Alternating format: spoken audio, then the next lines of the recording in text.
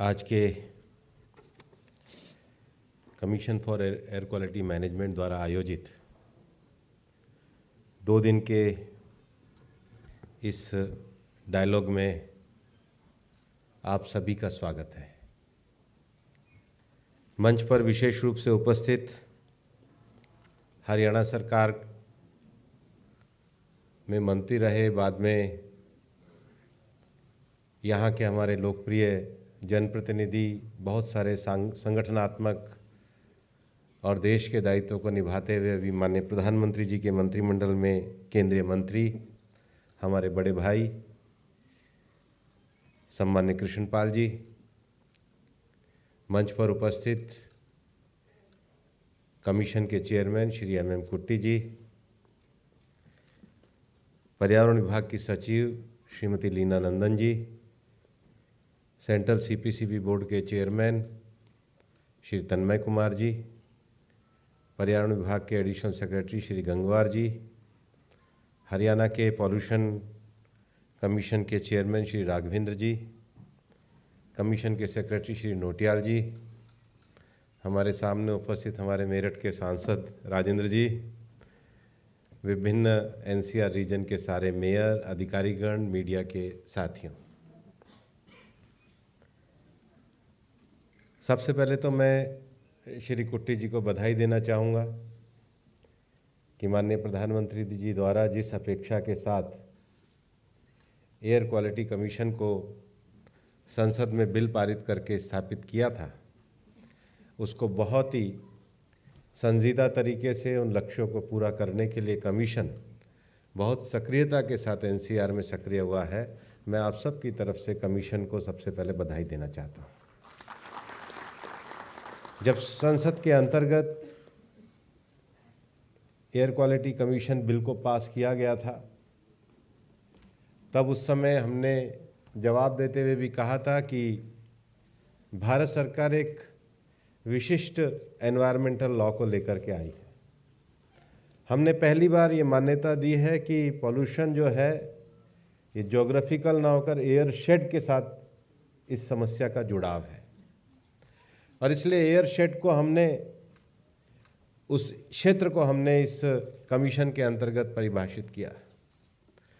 माननीय प्रधानमंत्री जी ने इस बिल की अवधारणा को बनाते समय भी ये इन मानकों को स्पष्ट किया कि जब हम किसी समस्या का समाधान चाहते हैं तो समस्या के समाधान केवल कानून बनाने से नहीं, उस बॉडी को एक साइंटिफिक एटीट्यूड प्रदान करना, रिसोर्स प्रदान करना, पब्लिक पार्टिसिपेशन और फिर उसके सुधार के उपायों के सभी प्रकार के संबंध शक्तियाँ भी उस कमीशन को देकर के एक व्यवस्थित तरीके से एयर पोल्यूशन की लड़ाई को लड़ने के लिए भारत सरकार के द्वारा माननीय प्रधानमंत्री जी के नेतृत्व में ये कमीशन की स्थापना की गई। और इसके लिए भी मैं विशेष रूप से माननीय प्रधानमंत्री जी, उनका विज़न और हमारी संसद को भी आभार व्यक्त करना चाहूँगा कि एक बहुत बेहतरीन कानून जो भविष्य में पूरे भारत में भी एयर पॉल्यूशन की लड़ाई के लिए नज़ीर बन सकता है, ऐसा कानून हम लोग लेकर के आए। इसके साथ ही साथ 2020 में माननीय प्रधानमंत्री जी ने लाल किले से उद्घोषणा करी थी पूरे देश के लिए NCAP national clean air programme को चलाने का संकल्प किया। पर्यावरण मंत्रालय द्वारा देश में 132 शहरों में हम लोगों ने एयर क्वालिटी की मेजरिंग करने के लिए मापक यंत्रों को स्थापित भी किया। और अब पर्यावरण मंत्रालय के द्वारा national clean air mission programme के द्वारा पिछले दिनों मुंबई में एक सेमिनार का आयोजन किया था, जिसमें हमने पश्चिमी भारत के राज्यों को बुलाया था।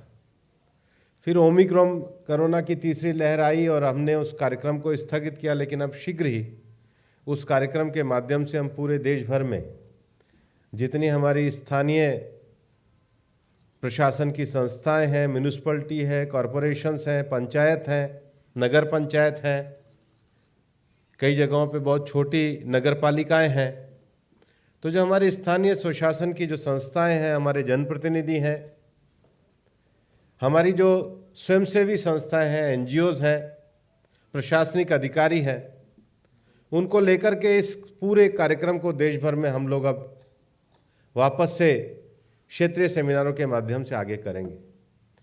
पिछले दिनों जब हमने मुंबई में कार्यशाला का आयोजन किया था तो मंत्रालय के द्वारा MOU भी साइन किए गए थे और ये माननीय प्रधानमंत्री जी का ये विज़न है कि फाइनेंस कमीशन ने 4400 करोड़ रुपए का प्रावधान हमारी स्थानीय संस्थाओं में, स्थानीय स्वशासी संस्थाओं में इस क्लीन एयर मिशन का प्रोग्राम कैसे चले उसके लिए एक धनराशि की भी व्यवस्था करी है।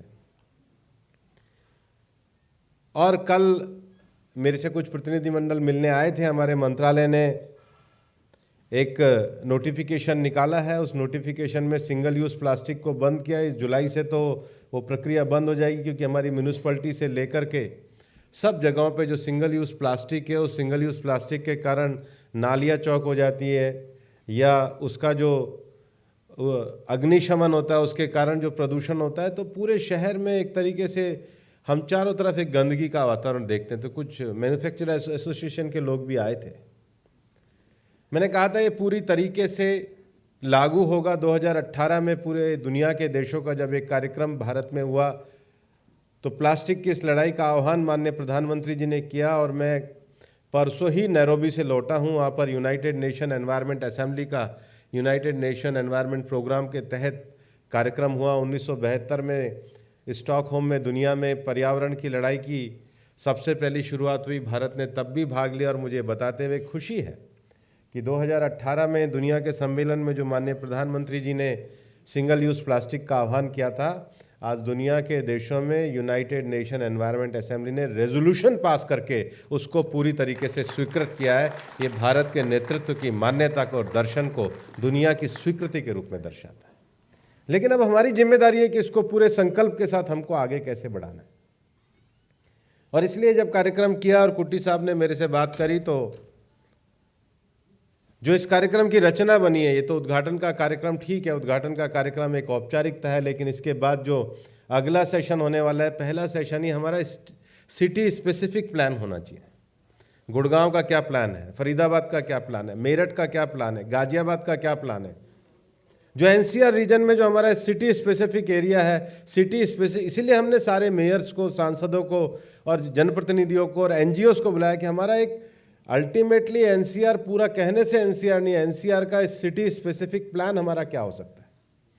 और उसमें म्यूनिसिपैलिटीज की, म्यूनिसिपल कमिश्नर की एक बड़ी भूमिका रहने वाली है। इसलिए हम ये मान के चलें कि गुड़गांव का म्यूनिसिपल कमिश्नर कर लेगा, ऐसा नहीं है। म्यूनिसिपल कमिश्नर के साथ जो एजेंसीज लग रही हैं, अभी हम लोगों ने पूरे देश भर में जितनी भी एजेंसीज काम करती है, 36 से ज़्यादा एजेंसियाँ, अभी ओमिक्रॉन के कारण वो हमारा कार्यक्रम स्थगित हुआ, लेकिन उन सब कार्यक्रमों में लगने वाले लोगों को, क्योंकि भारत सरकार की मान्यता है कि सब स्कीमें अलग अलग चलेगी, उससे ज़्यादा अच्छा है कि स्कीमों का कन्वर्जेंस किया जाए।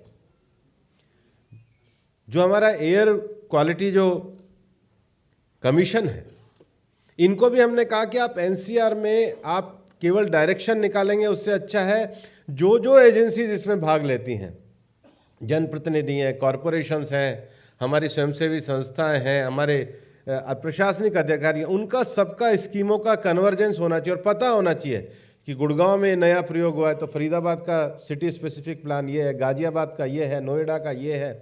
और अब तो हमारे फरीदाबाद के भी आसपास छोटे छोटे नए शहर हो गए, मानेसर भी यहाँ पे कॉरपोरेशन बन गया। तो जब कॉरपोरेशन नए बना रहे हैं तो हमें नए ज़्यादा पर्यावरण की और स्वच्छता की चुनौतियों का सामना करना पड़ेगा। इसलिए हमारे छोटी म्यूनिसिपैलिटी कॉरपोरेशन के सिटी स्पेसिफिक प्रोग्राम, उसके साथ रोल ऑफ म्यूनिसिपैलिटी और एजेंसीज का रोल, और इस पर भी पूरी तरीके से चर्चा होने वाली है। और मेरा आपको ये कहना है कि मैं कुछ कह करके नहीं जा रहा हूँ, लेकिन चर्चा में आपने जो विषय रखेंगे उसका एक पूरी तरीके से एक पूरा प्रोग्राम बना के, दिल्ली के NCR के प्रोग्राम के लिए जो एक डिटेल प्रोग्राम बना है, अभी हमारे कमीशन ने भी उसको पूरी तरीके से उसमें नए सुधार किए, नए लक्ष्य तय करें। लेकिन ये पहली बार हम इस पार्टिसिपेटिव तरीके से करना चाहते हैं ताकि हमारी म्यूनिसिपैलिटी एजेंसी से लेकर के जितने भी हमारे जनप्रतिनिधि हैं वो इसमें अपना योगदान दें, अपने शहर में क्या करेंगे और कुल मिला करके क्या करेंगे। और ये हमारी पूरी चर्चा का विषय इस सेशन के दौरान चलने वाला है। एक और जो NCR में बड़ा विषय है वो सॉलिड वेस्ट मैनेजमेंट का है। अल्टीमेटली पॉल्यूशन का और एयर क्वालिटी को ख़राब करने में जो हमारा सॉलिड वेस्ट मैनेजमेंट है, उसका कंट्रोल, जो ओपन वेस्ट जो है, हम देखते हैं कचरों के अंबार भी जो पड़े रहते हैं, इसका मैनेजमेंट का तरीका क्या होना चाहिए। और ये कोई हम ऊपर से नीति के रूप में नहीं थोपेंगे, ये हमारा सबका लक्ष्य है। एनकैप का सबसे बड़ा काम जो है, एनकैप के मूवमेंट का ये है कि म्यूनिसिपैलिटीज अपने सॉलिड वेस्ट मैनेजमेंट के बारे में विचार करें और जो ओपन जो पूरा वेस्ट है उसके बारे में पूरा विचार करें।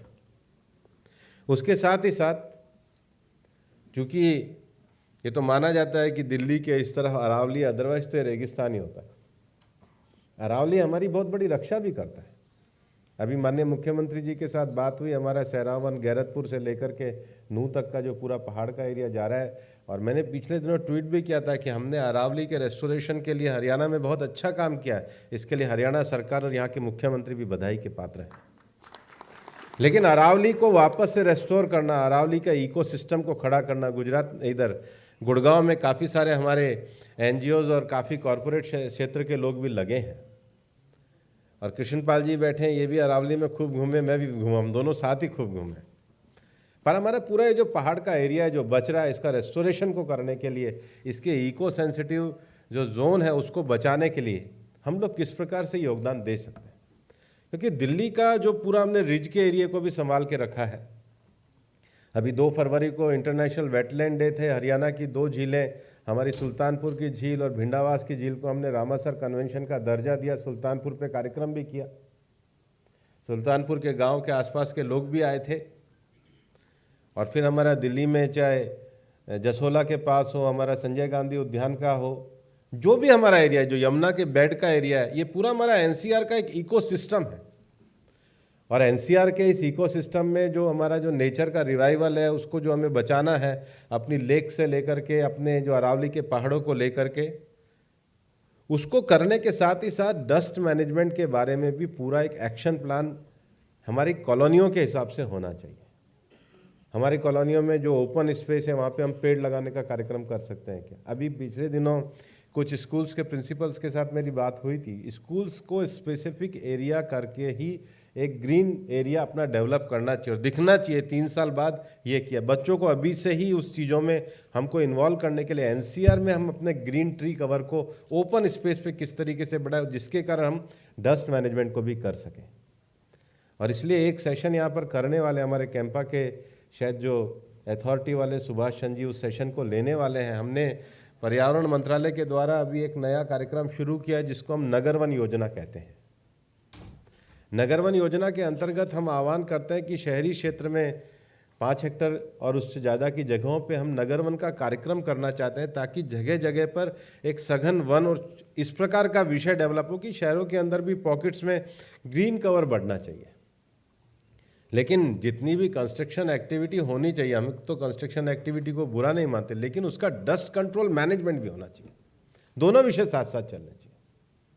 क्योंकि अगर डस्ट उड़ाते हुए हमारे डंपर वगैरह चलते हैं तो अल्टीमेटली किसके, मैं बार बार आप लोगों से भी पूछता हूँ कि डस्ट उड़ती है तो किसके फेफड़ों में जाती है? कोई बाहर के आदमी के नहीं जाती, हमारे ही जाती है, हमारे ही बच्चों के फेफड़ों में जाती है, हमारे ही परिवार के फेफड़ों में जाती है। जो पॉल्यूशन की समस्या है, सरकार इसको पूरी तरीके से लड़ने के लिए, संसाधन उपलब्ध कराने के लिए, पार्टिसिपेटिव इन्वॉल्वमेंट करने के लिए, सारे मिशन के लिए, लेकिन इसको हमें क्या लोगों का एक मूवमेंट बनाना पड़ेगा, ताकि हम हमारे जितने भी जनप्रतिनिधि है कॉन्शियस से अपनी अंतरात्मा के साथ करें कि ये काम असली काम है। और इसलिए इस डस्ट मैनेजमेंट को लेकर के या ओपन एरिया के डस्ट मैनेजमेंट को लेकर के या ओपन एरिया के डस्ट मैनेजमेंट के प्रोग्राम को पूरा करते हुए दिल्ली के ग्रीन कवर को बढ़ाने के लिए जो नगर वन योजना है, उसके लिए भी इस सेमिनार में कार्यक्रम का आयोजन किया गया है। दिल्ली के आसपास NCR के क्षेत्रों में 2 और बड़े विषय है। एक विषय बायोमास का है, और मेरा ये मानना है कि हमने जो कानून भी बनाया है, मैं यहाँ पर स्पष्ट रूप से कहूँगा, हमने बिल्कुल बायोमास जलाने को डीक्रिमिनलाइजेशन किया है, सोच समझ के किया है। क्योंकि हम जानते हैं कि कृषि क्षेत्र में काम करने वाले विषय को हमें उनको क्रिमिनलाइज नहीं करेंगे, हमने बिल्कुल मना कर दिया और स्पष्टता से करा। बल्कि उनको इंसेंटिव करके, उनको प्रेरित करके, उनको परिवर्तन के लिए उस चीज़ का कैसे उपयोग करके लिए हम प्रेरित करेंगे।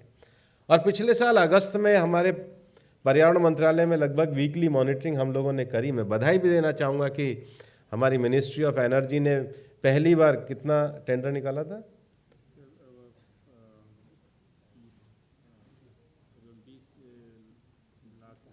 20 लाख टन का टेंडर निकाला। और 1 साल के लिए नहीं, 5 साल के लिए निकाला। कुटी साहब भी उस बात के गवाह है, वो भी उस मीटिंग के अंतर्गत है। 20 लाख टन 5 साल के लिए ये भारत सरकार के द्वारा टेंडर निकाला गया, हमारे मिनिस्ट्री ऑफ एनर्जी के द्वारा निकाला गया, ताकि पराली को बायोमास के लिए परचेस करें। और पिछले साल तो परचेस हुआ भी है। अब हम उसको बढ़ाना चाहते हैं। अब लोगों के ध्यान में आया है कि इतना बड़ा टेंडर भारत सरकार के द्वारा निकाला गया, अभूतपूर्व है। बधाई देना चाहूँगा, प्रधानमंत्री जी को भी बधाई देना चाहूँगा कि इतनी बड़ी एक अपॉर्चुनिटी हमने पराली की परचेस करने के लिए भारत सरकार ने करी है। और इसलिए इस बार उसको ज़्यादा अच्छे तरीके से करना होगा। और भारत के तो हमारे एक नए वैज्ञानिक को, टकाचार को COP26 में सम्मानित भी किया गया था। उन्होंने प्रेजेंटेशन भी दिया। नई टेक्नोलॉजी में हम पराली को निकाल के उसको ट्रांसपोर्ट करने के लिए फिजिबल बनाकर उसका प्रेजेंटेशन भी कराया। तो नई टेक्नोलॉजी को हम ये जो अपना एक्स-सेतु मैनेजमेंट के लिए, बायो मैनेजमेंट के लिए हम यहाँ पर चर्चा भी करने वाले, कल आएंगे भी, कल वो प्रेजेंटेशन भी होने वाला है। तो हम अब अपने किसानों को, उनका जो पराली है वो वेस्ट नहीं है, वो भी एसेट है उनके लिए, वो उनका इनकम का साधन है। ये परिवर्तन और सोच माननीय प्रधानमंत्री नरेंद्र मोदी जी ही कर सकते हैं। और इसको जो टेंडर निकाला, इसको सक्सेस करने की जिम्मेदारी कमीशन की, सरकारों की, हम सब की है, क्योंकि हम किसानों के जीवन में भी परिवर्तन लाना चाहते हैं। और इसलिए अभी इतना ही करने के साथ ही साथ बायोमास मैनेजमेंट के साथ जो दिल्ली की बाकी समस्या है, हमारे यहाँ पर बहुत ग्रामीण क्षेत्रों में हमारा भट्टा उद्योग भी है। उनका 2018 से एक नोटिफिकेशन पेंडिंग पड़ा था जिगजैग टेक्नोलॉजी का, हमने उसको पूरा किया है। और हम ये कहना चाहते हैं कि नई टेक्नोलॉजी के साथ उनका भी जीवन सुरक्षित रहे। इंडस्ट्री के बहुत सारे लोग, राइस मिल एसोसिएशन से लेके सब लोग मेरे को मिले हैं। मेरा ये कहना है कि जहाँ पर हमने अनिवार्यता करी है CNG और PNG की, उस पर आप जाइए।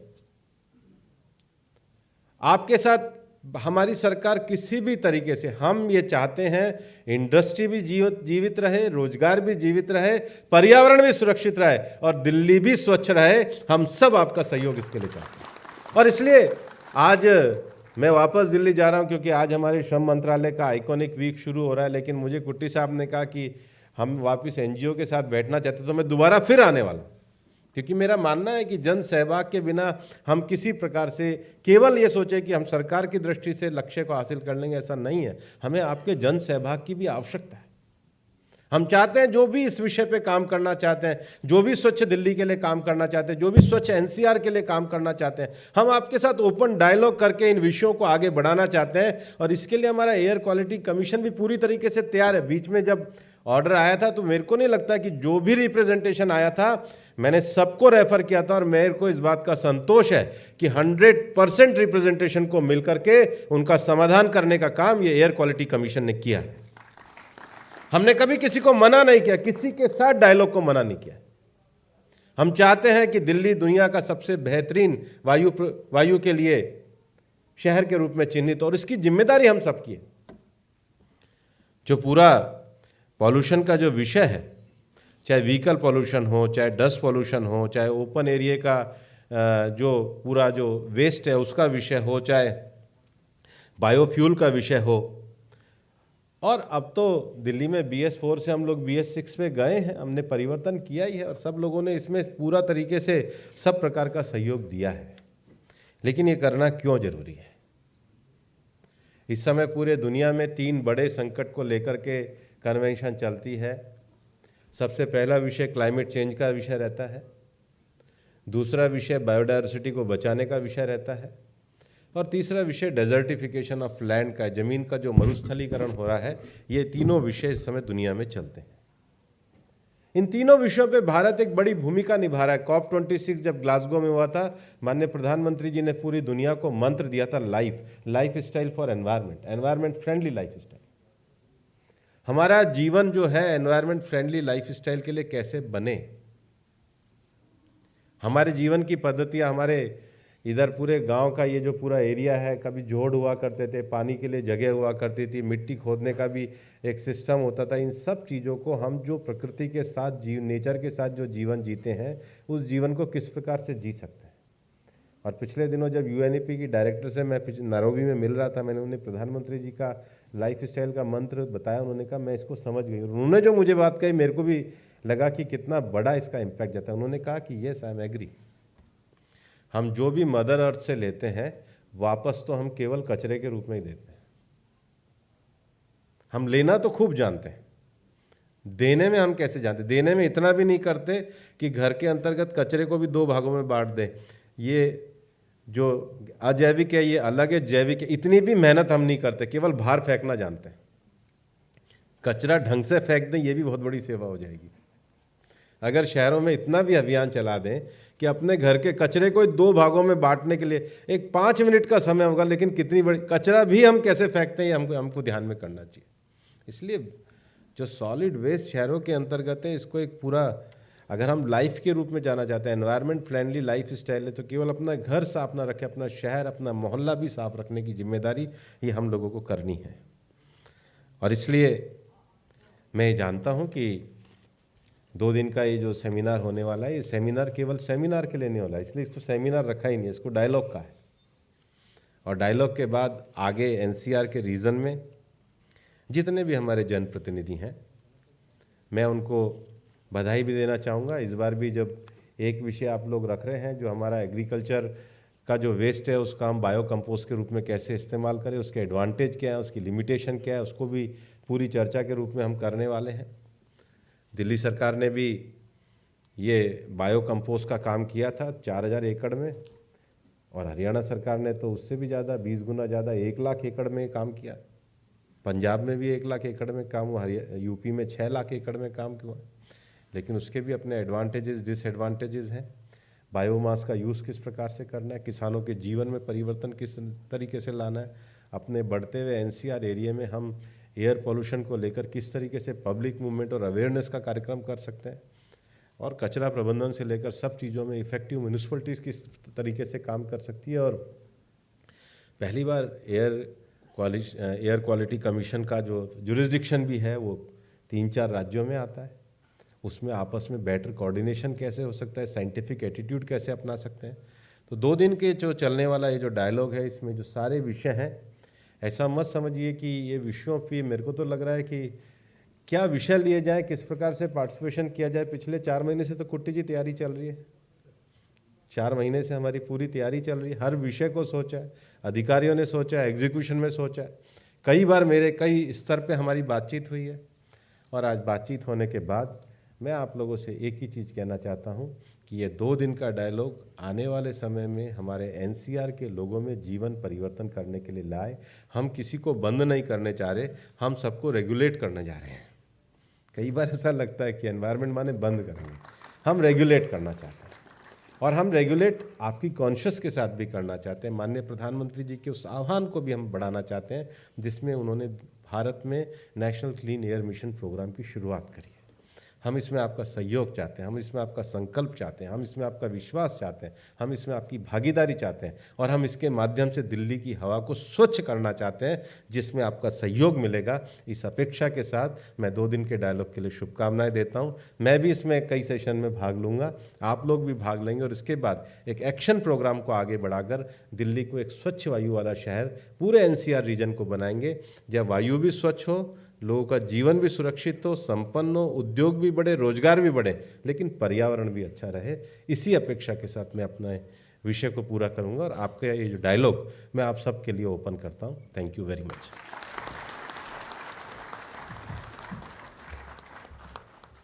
धन्यवाद सर, आपके इन शब्दों का हम तहे दिल से स्वागत करते हैं।